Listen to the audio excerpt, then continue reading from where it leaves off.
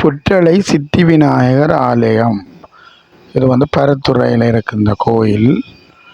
இந்த கோயிலுக்கு நாங்கள் இப்போ புதிய சிந்தனை புதிய ஆக்கத்து என்ற வகையில் பெரிய தூண் கோயில்ன்ற பெரிய தூண் அச்சு கொண்டு போட போகிறோம் பாருங்கோ.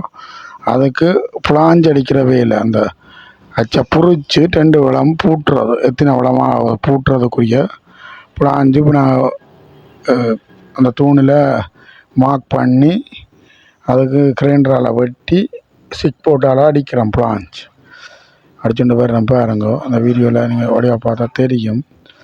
உங்களுக்கு முடிஞ்ச அளவில் நீங்களும் இதில் எதுவும் உங்களுக்கும் தூணுகள் எப்படி மோல்டு போடுறதுன்னு சொல்லி அதன் பிரயோசனம் அடையலாம். உங்களுக்கும் கோயில்களுக்கு தூணுகள் தேவைப்பட்டால் இதே மாதிரி நாங்கள் செய்தருவோம்.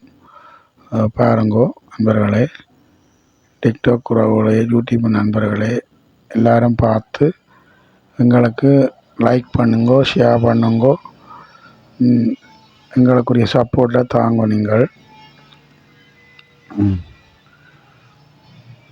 இப்போ நாங்கள் பிளாஞ்ச் அடிக்கிற வேலை செய்து கொண்டிருக்கிறோம். உங்களுக்கு ஒவ்வொரு கட்டமாக நான் வீடியோவில் செய்கிற வேலையை எங்களால் முடிஞ்ச அளவில் போடலாம்னு பார்க்குறோம். இப்போ வந்து பிளாஞ்ச் அடித்து முடிஞ்சது வேக்ஸ் பூசுகிறோம் பாருங்க.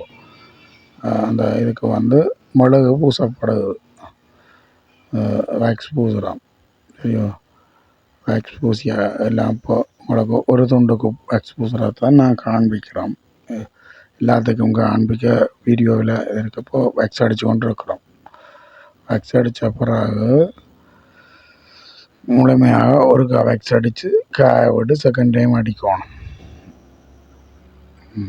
அடித்தாச்சு.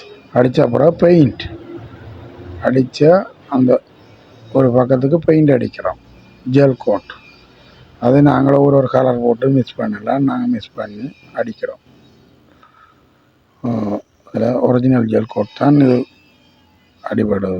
அன்பான உறவுகளே, அடுத்த கட்டம் அடுத்த வீடியோவிலே நாங்கள் உங்களுக்கு காண்பிக்கிறோம். நன்றி, வணக்கம்.